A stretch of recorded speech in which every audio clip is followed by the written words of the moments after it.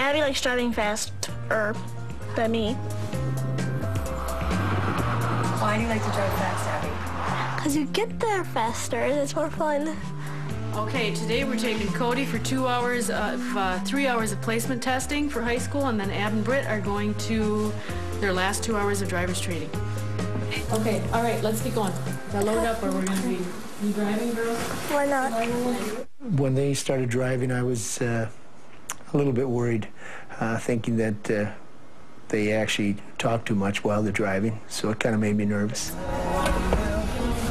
I have the concerns about them driving, and as any parent probably does when their child is in the car without them.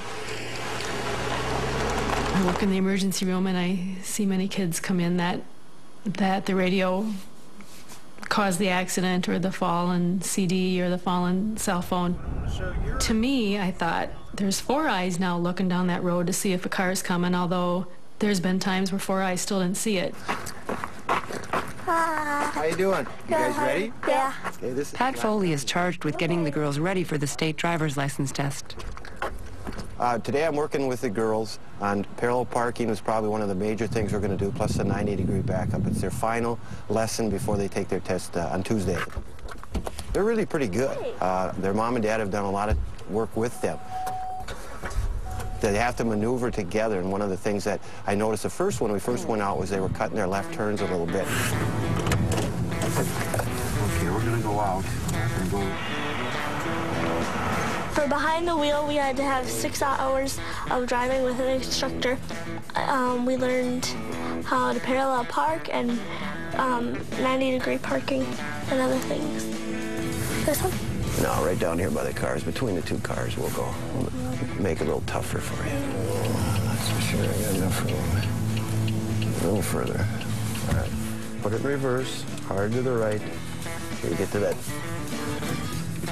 45-degree angle. Keep going. Keep going. All right, now straighten it. Hard the other way now. Hard as you can. Keep going, you're doing great. Super job. Excellent, even better than last time.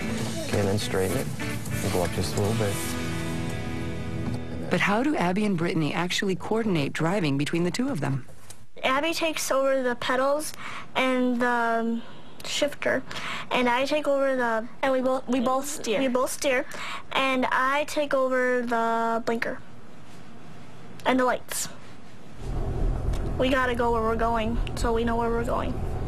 Where we know what turns we have to take.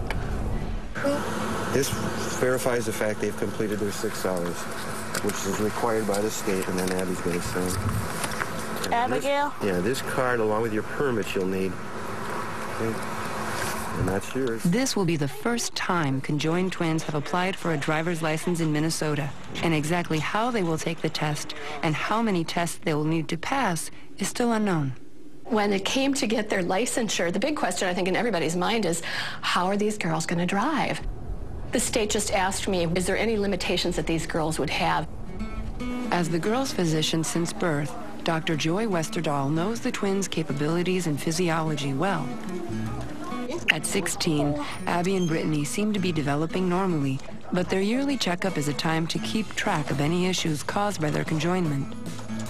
When an adolescent comes into the office, we're obviously making sure that they're fit for sports, they're fit for their activities at school, that they're able to engage in social behaviors.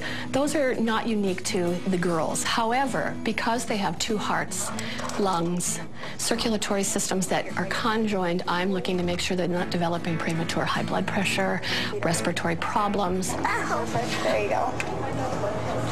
Hey, how are you? Good, how are you? I'm okay. Oh, good. Haven't seen you in a while. No, just like 5 minutes ago, actually. Well, maybe. I watched you drive in. How was your drive? Good. Was it? The process of their ability to come together is fascinating for me as a primary care doctor, because above the waist, they seem to function independently, and yet they can clap, even though one controls one arm and the other controls the other. I ask them periodically what they feel and sense. One girl cannot sense touching on the other girl's arm and vice versa. So he put her in nasoport. Nasoport, so for... And how'd that go for you? I thought it was good until I got sinus infection. Oh. Could you taste it? As Abby and Brittany grow into young adults, it's impossible not to wonder about their future. From questions about college and careers to deeper issues such as their health, future relationships. Could they become mothers? They do look good. I know. All right, Missy. Thank you. So this isn't the ear that's bugging you? Both were, but... Yeah, they're a little waxy, but nothing serious. Let's go and look at the other one. This one was one. This is the one that's been bugging. Have you been swimming a lot? No. Is that why? No, I've had it since all year. Okay. Since about December. Okay. The physiology of a body is very complex, especially when it comes to female reproduction.